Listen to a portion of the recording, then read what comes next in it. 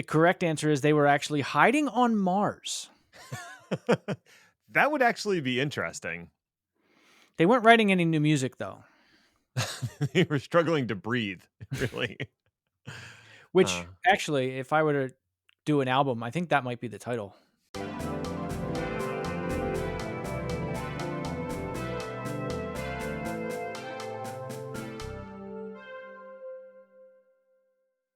Hello, alleged human, and welcome to the Chaos Lover podcast. My name is Ned, and I'm definitely not a robot. I'm a real human person who has difficulty remembering 64 character passcodes and can't just store private keys in my head that are unreachable by outside influences. That's a strange thing that you would assume that I could do all of those things. With me is Chris, who's also here. Hi. What's the password? Oh, good. I see you've read ahead. Really, really not gonna make it mysterious for the people, are you? What's a mysterious? Oh, now you're just being obstinate. Ooh. Look, I found my word of the day calendar to be very ingratiating and avuncular. Nobody knows what avuncular means. Nobody. Longitudinal. Longitudinal? No, I think what you meant was orthogonal. Mirepoix.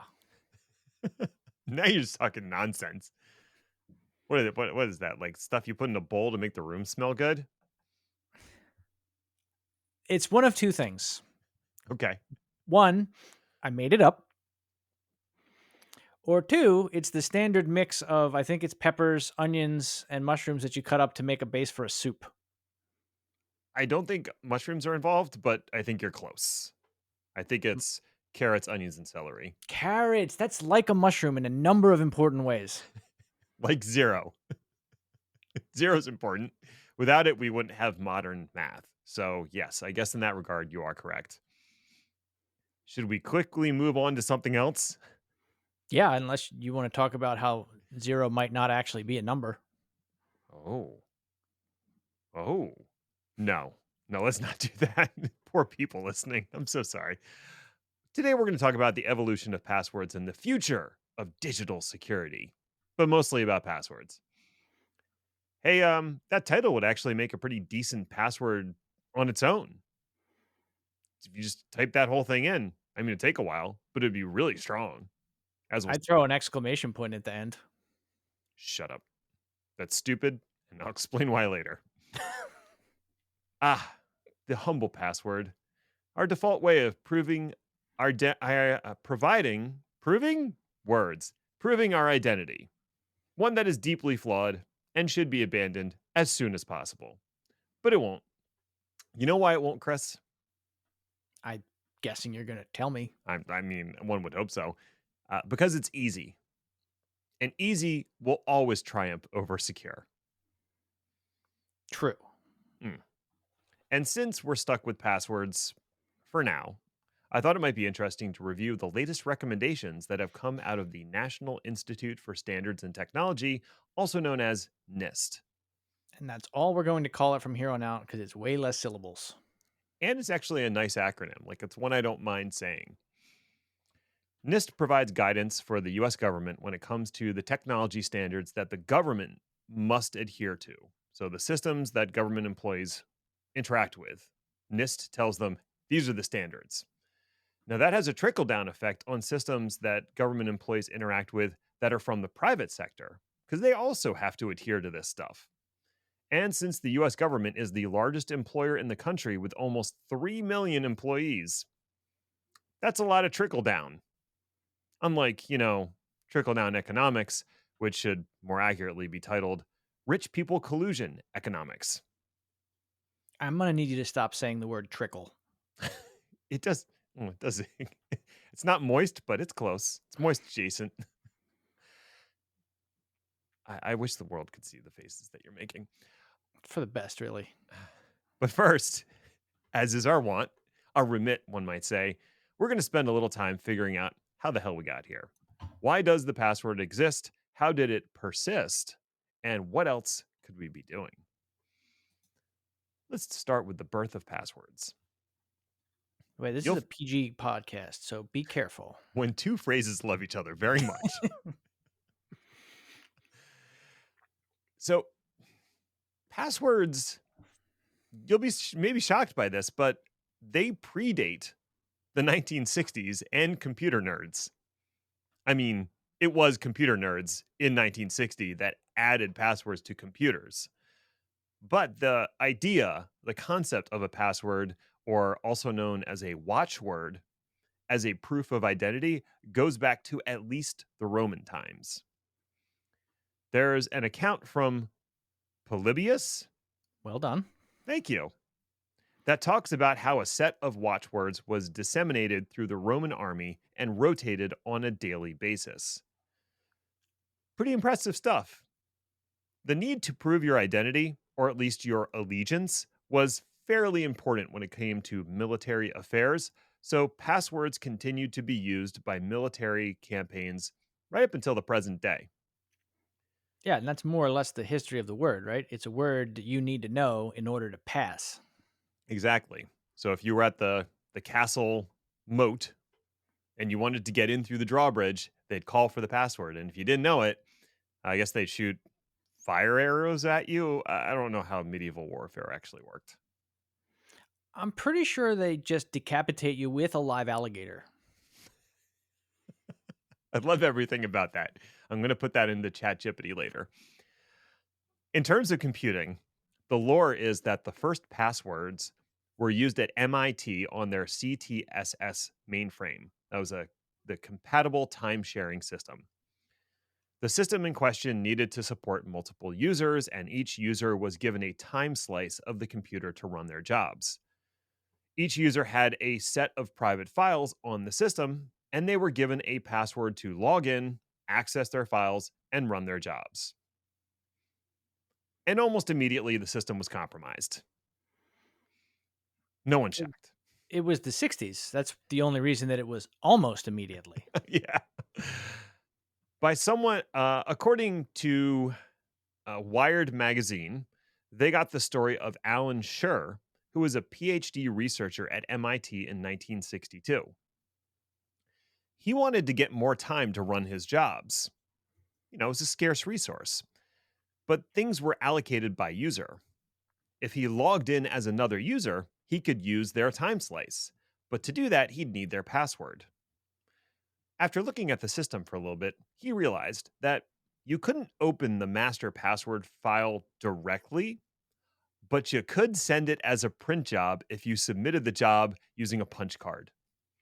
That's what he did. He submitted the print job as a punch card and retrieved the list a couple days later once the job had been processed. He did own up to it 25 years later. what a what a guy. Yeah. He also shared it with other people, so he didn't keep it all for himself, but that was really more to spread around the blame if he got caught. Mhm. Mhm. Yeah. So, not only do we have the first use of passwords on a computer system in 1960, we also have the first abuse of passwords within 2 years of the system being in place. Humans are truly marvelous creatures, Chris. Yay. As computing took off in the 70s, passwords became a staple of multi user operating systems. However, the accessibility and the number of users remained relatively low, so password security wasn't as much of a concern. There was no internet, and there was no such thing as remote access. Well, there was, but just like barely. Generally speaking, if you wanted to log into a system, you had to be physically present at a terminal that was connected to that system, which meant you probably have already gone through several security checks just to exist there. Then those time sharing systems started to come online, and that all began to change. In 1980, there was a company called NCSS that sold time sharing for compute resources. See, cloud computing has been around since way before 2016, people. They What's old discovered is in nine new, and then old, and then new, and then right. old. It was cool, man, because like you could just dial in and use some compute because you probably didn't have that on your desktop or even in your company. But then computers got smaller and you could have that in your company. And a lot of these companies went bankrupt or What's old is new, is old is well, now they would be too big to fail. unfortunately. In 1980, NCSS discovered that their directory service had been hacked and their files, their directories, had been copied to systems outside of the company. Based on reporting from the New York Times, it seems that the incident was more of a prank by hackers than any actual ill intent. But the article goes on to cite internal technicians at NCSS who had written a program called Pilfer that could retrieve the password of any client by subverting security controls in the NCSS operating system. Solid naming. I have to give them that. It's hard to argue with it. One quote from the article stood out to me, and it seems oddly relevant for something from 40 years ago. The vice president for advanced systems at NCSS, Harold Feinleb, said, quote, "You really don't know who is on the other end of the line. The only secure computer centers are those without telecommunications." End quote. There's only so many times in an episode I can say what's old is new again. I mean, he's close. More accurately, the only secure computer centers are those without power, melted to slag, and ejected into the coronal mass of the sun. But he's on to something. Now that systems were accessible remotely, virtual security had to match physical security. It was no longer enough to verify people as they walked in the door. You now had to verify those people that were coming in over phone lines. Virtual doors, if you will. And thus began the arms race of complexity. Passwords didn't need to be very long or strong or even ready to get their freak shit on back in the 1980s. But suddenly, someone could start guessing passwords at random from a remote terminal. And if your password was Joshua, as in the 1983 classic War Games, you were cooked, as the kids say. At the very beginning, something that they didn't even have limits to the amount of tries. Yeah. Seems like an important thing you might want to implement at some point. You gotta look. You gotta imagine somebody looked at those logs and was like, "Well, Eric tried to log in last night 754,000 times, but he logged in fine, so I guess it's good." I like that you think they kept logs because that's adorable. An immediate flaw in my plan. The natural solution was not to abandon passwords, but to make them more complex. And thus, we have the first set of recommendations issued by NIST in 1985, called out in the Federal Information Processing Standards, number 112, or FIPS, as the kids say. Well, the kids don't say that. Angry security people say that. That feels better. Yeah. Yeah. If you're FIPS, I forget what the current FIPS is, like 170 something, you can be like FIPS 180 compliant, and then you can work with government agencies and stuff. Now, can I just say there's something delightful about reading scanned documents from the 1980s? I found this original publication, and we don't have physical documents anymore. It's all like shitty Microsoft Word templates with no character at all. And inconsistent formatting. FIPS 112 has fucking style. It's got logos, beautiful symbols, a wonderful shade of green that just makes you feel secure. I mean, I could put this thing under my pillow and I would sleep like a goddamn rock. It's an interesting strategy. I should give that a try. I don't think I've Yeah. had any sleep for like 96 hours, so Hey, go get a I'll, copy of FIPS 112 and boom, out like a light. It opens with a bit of shade, and I just appreciate this. Quote, "This standard recognizes that passwords are not the only method of personal authentication, nor does it endorse the use of passwords as the best method. However, it recognizes that passwords are widely used in computer systems and networks for these purposes." End quote. Just right out of the gate, they're like, passwords suck, but we're stuck with them. you dumb fucks are going to do this whether we like it or not. So fine. I am so sad to tell them that we have barely moved the bar in 4 decades. The document goes on to outline 10 factors for passwords, including composition, length, lifetime, entry, storage, and transmission. There's a few more, but I'm not just going to read the document to you. I want you to have the pleasure of reading it yourself. But there are some pertinent highlights. According to NIST, passwords must be at least 4 characters in length and support 10 to the fourth possible combinations at a minimum. The policy should be adjusted based on the sensitivity of the data in the system. Now, they kind of settle on 8 characters as an acceptable length for most purposes, but the reason they included 4, and minimum of 4, was because sometimes they were also talking about pins. And so usually your pin is like 4 characters. Next, the password should be changed at least once a year and as often as is practically possible. Compromised passwords should be changed within 1 day. That's seemingly sensible advice.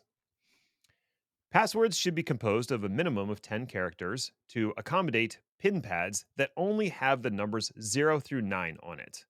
So, this is not how long they should be, it's just the number of characters you have to choose from. The recommended character set is the 95 character ASCII based graphical set. So, that's the characters you can actually see, not like the control characters. So that includes letters, numbers, and most of the special characters. And finally, the maximum number of password entry attempts is up to the security officer.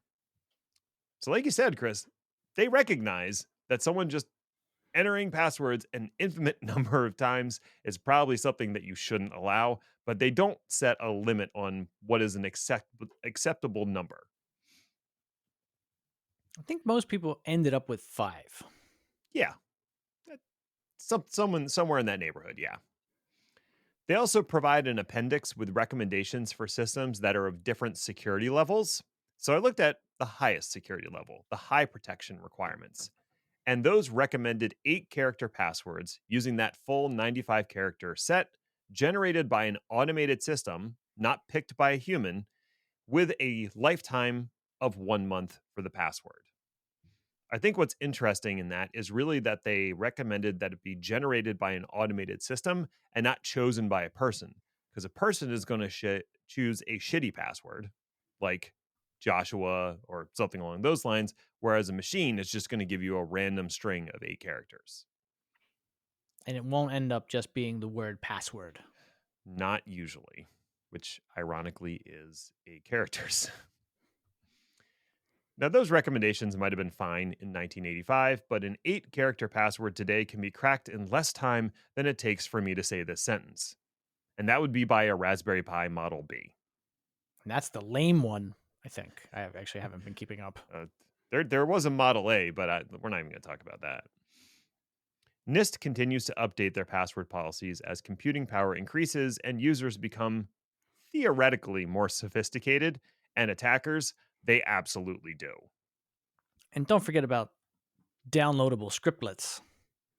Those exist and help, even if you're only theoretically sophisticated. I'll touch on that in a moment. So we started this arms race, and then it really accelerated because the internet ruins everything. Part 12, the ruination. If time sharing computers in the 1980s already had problems, things were poised to get a lot worse when the modern internet rolled out. Not the modem internet, though that was part of it, the modern internet. And that's due to what I see as 4 main problems. Chris, you may have some additional problems you want to throw in there. But the 4 I came up with are access from anywhere, a total lack of federation, increased computing power, and the distribution of lists. So this is your list of problems with the internet? Passwords, but internet too, yes. Because the most important one is probably the people on it. I didn't include that. You're the problem. I know. Oh. Access from anywhere. With those time sharing systems, you still needed a modem to dial into the service, which was not a common thing for most people to have in the 80s or even in the 90s. You also needed to know the phone number to dial into. which was not necessarily public knowledge, and you were limited to connecting to a single system at a time. You dialed to a system directly, it connected you, and then you could try to crack it. The internet introduced publicly available services with a logon dialog that anyone could access, and internet broadband where you weren't limited to accessing a single service at a time, which meant that now anyone could access thousands of websites from anywhere all at the same time.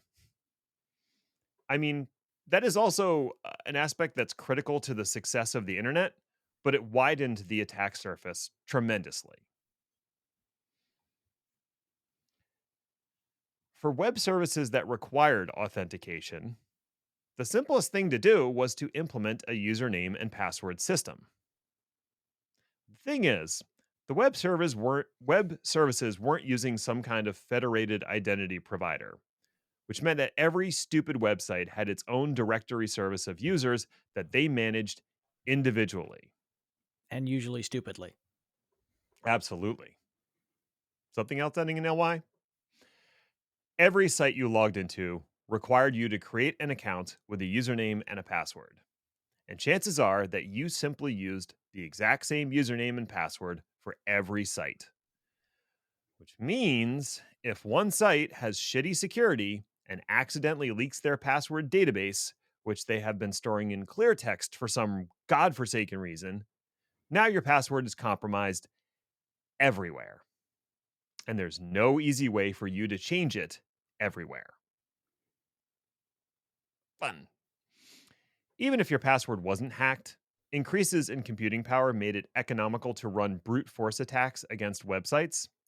And as long as the website doesn't rate limit you or block your IP address, you can just try as many combos you want until it times out. And then try a different username. Rinse and repeat. Sure, you'll probably fail 99% of the time, but 1% of the time you'll succeed. And now you have someone's password that they probably used on every website on the internet. So that's kind of the scripting that you were talking about a little bit. Kind of. But wait, there's more, because there were also password lists circulating the internet for aspiring young hackers and script kiddies to employ. Some of them were stolen from actual services, while others were simply common passwords like password and password1 exclamation point. That's way, way more secure. So much more secure. The problem that we run into is that we already trained non IT folks to adopt usernames and passwords. So, despite the fact that passwords suck, we're stuck with them. So, how do we make them better? And before we get into that, is there anything you wanted to add to the problems with passwords on the modern internet? No, I mean, I think you've got the gist of it. The biggest problem, we go back to the sites having their own databases for where the passwords are stored. Means that Hmm. those passwords are going to get relieved of the owner's care, shall we say? Indeed. And we've talked about this a bunch of times. I mean, what was it? A few weeks ago, I looked up my own address, and it had been involved in 35 breaches, which is actually feels like a low number, Yeah, I but was going to say, I would expect it to be higher. that's what happens when you have 35 unique password repositories. Yep. And at least one of them is not going to be well protected. Right. Well, before we talk about how we can improve the internet, let's talk about improving the humble password. If we go back to NIST's guidelines from 1985, they had 10 factors that governed passwords. Each of those factors is a chance to improve security.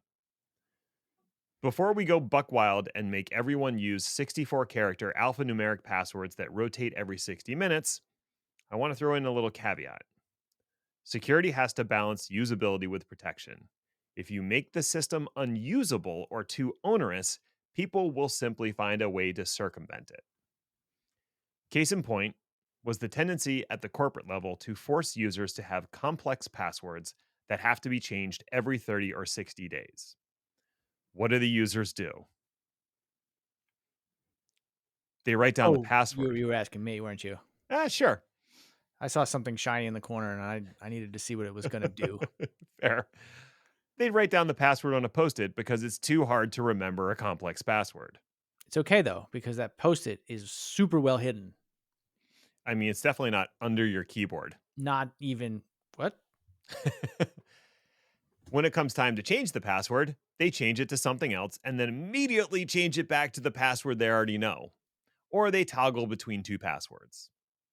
What is security's response to this? Don't allow them to reuse their last 10 passwords. The user's response? Just quickly cycle through 10 passwords to get back to the original and keep using it. Security's response? Prevent users from changing passwords more than once a day. User's response?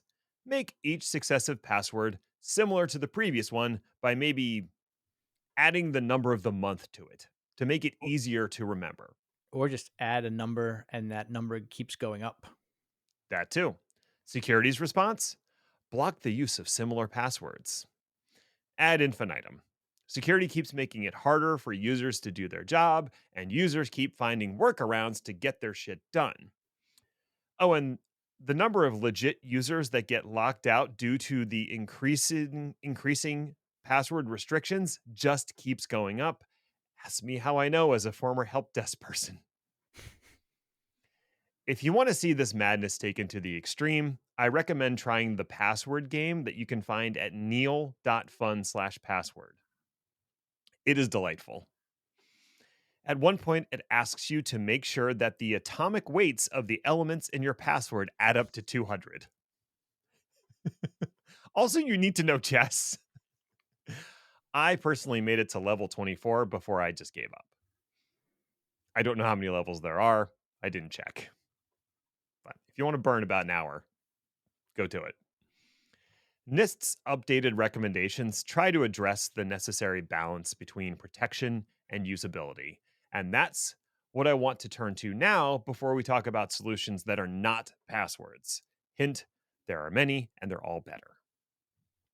So, NIST's new password recommendations.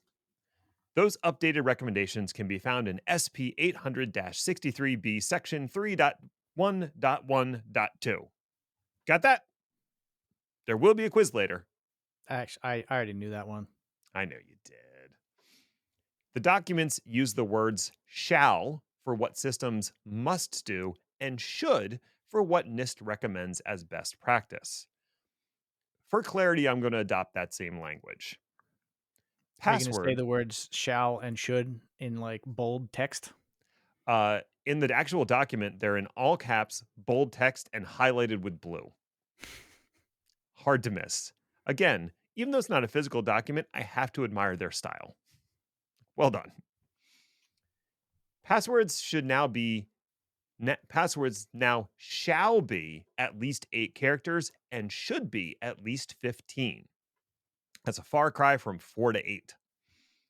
They should also support being up to 64 characters in length, which damn. But, seems not too onerous if you're using a password manager. Totally doable. Yeah.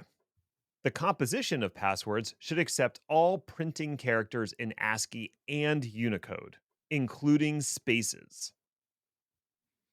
Kind of weird that spaces haven't been allowed in the past. Seems like that would have made using a phrase a lot easier. You know why spaces weren't allowed in the past. Because database coders are lazy and they That's the weren't one. and they weren't taking the string and salting it before it went in. Also, input sanitization is for lamos. Go Lamos.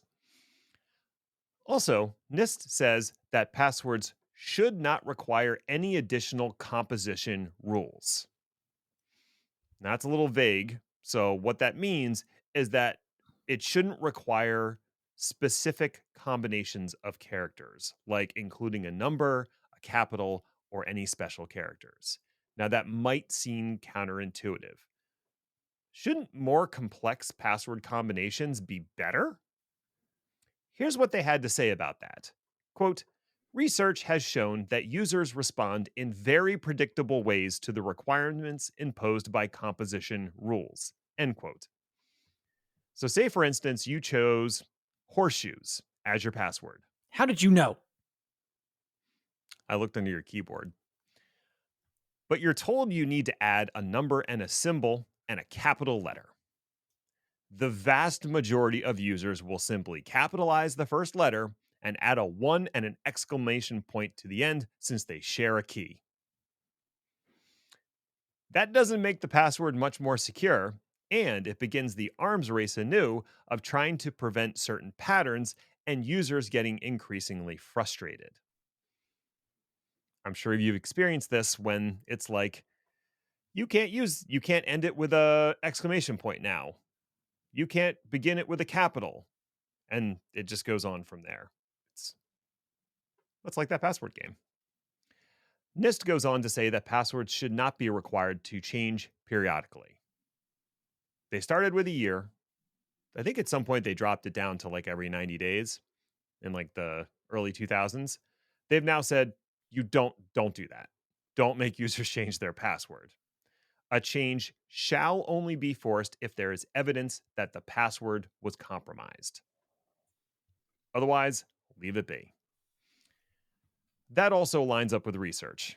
Changing your password on a regular basis doesn't actually enhance security and frustrates end users. What about password hints and retrieval? NIST has some feelings on that.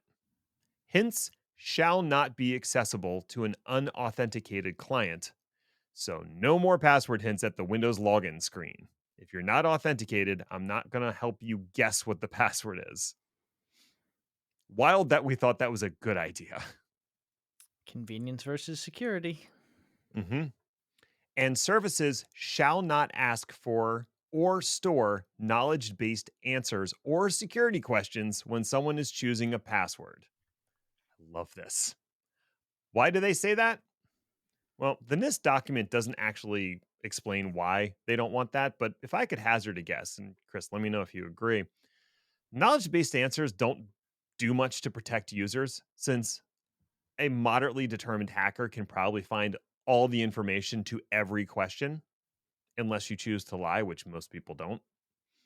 Also, a lot of users, including me, forget what answer they gave and just end up getting locked out anyway. Your favorite place in the world? Apparently, at one point, I thought it would be hilarious to say Milliways. I was insufferable in my 20s, Chris. And now, Mm-hmm. do you know what Milliways is? You I gave do me a not. look. It's the restaurant at the end of the universe. Oh. I'll see myself out.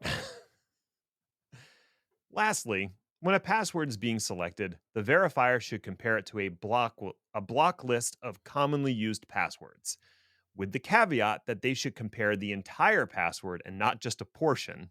And if the password is rejected, they have to say why. And that doesn't mean simply repeating back the password requirements. Services actually must tell you what about your password doesn't pass muster. That, though, is going to take like 10 lines of code. I know. And So who's got frustratingly time for difficult. that, Ned? Seriously. We're too busy adding AI to everything. AI one exclamation point. That's the one. There is more to the document, but I think those are the juiciest bits, and several of them run counter to accepted knowledge regarding password security, especially not requiring complex character combos and not forcing the regular rotation of passwords. The security world has known for years that both of those are mostly pointless, but now they have a document they can point to and be like, hey, Greg, stop it. Not only do we now have that document, this document has been in draft for at least 6 years. That's true. But it's getting real close to being super official, Chris. That's what's important. So that's the new NIST guidelines. I like them. They're good. Passwords are still awful. So what's beyond passwords? How can we make this situation better? Now, I've got a few things that I want to mention, but I suspect, this episode has already run long. So I'm going to be brief and put a pin in some of them for future episodes. Federation. Every website brings its own identity provider, and it's a goddamn nightmare. It's a nightmare for management, and it's a nightmare for security. If you're building a web app today, Do not implement your own identity solution for the love of all that's holy. Allow for federation with other identity providers like Okta, Entra ID, Google, etc., but not Facebook because fuck them. This falls very much into the bucket of don't write your own encryption. Don't create your own identity provider. Passkeys and Fido 2. How about we don't use passwords at all? Password What? I know. Passkeys are cryptographic keys used for authentication, and they're generated by your local system. The private key used to generate them never leaves your device, and each authentication leverages a one time response that is not reusable. Some websites have started adopting this, and all modern browsers support it. I like it. DocuSign actually uses passkeys. It's the only one I've seen reliably use them, but it's nice because I don't have to pull out my authenticator app anymore. That does save you seconds. Seconds. Precious seconds. Password managers. These are kind of a necessity for the moment. They are still painful, and passkeys are way better. But until we move into the era of passwordless, please adopt one if you haven't. The downside is that no one outside of tech actually uses them. I mean, like, not really. Tried to get my wife to use one, and she got so frustrated by the experience, she gave up and went back to using the password feature on Chrome. I don't blame That her. that's She's just fairly a tech savvy, but that's the just a process is password manager. hmm? It's just a password manager. When you try to use it on a mobile device, it is clunky. It is frustrating at times. It's frustrating for me, and I think I'm kind of tech savvy, at least on alternate Mondays. So the experience could be better, is what I'm saying. We have to Fair. meet people where they are. Finally, MFA. Adding a second factor to your password makes a world of difference, and it's the interim approach that most websites are taking. NIST also requires at least a second factor for systems that have a certain level of security classification. While we at Chaos Lever know that SMS is terrible and insecure, it's also better than nothing. YubiKey if you can, Google Authenticator if you can't, and SMS if you must. Google Cloud, Microsoft Azure, and AWS are all in the process of forcing everyone to use MFA, which is about 5 years late and not soon enough. In closing, passwords were always terrible. Almost as soon as they were added to the first NCSS system, they were purloined and abused. It's been a game of whack a mole ever since. The internet has only exacerbated the situation for all of us. The new NIST standards help add a little sanity to password policies, but the ultimate solution is to just move on to something else. And don't even fucking Web3 at me, or I will karate chop your cartoid. Carotid. Carotid? My That God. too. Is that in the mirepoix? It might be. It might be. Oh. Hey, thanks for listening or something. I guess you found it worthwhile enough if you made it all the way to the end. So, congratulations to you, friend. You accomplished something today. Now you can sit on the couch, fire up your password manager, and slowly rotate the passwords on all the websites that you barely use. You've earned it. You can find more about the show by visiting our LinkedIn page. Just search Chaos Lever or go to our website, chaoslever.com, where you'll find show notes, blog posts, and general tomfoolery. We'll be back next week to see what fresh hell is upon us. Ta ta for now.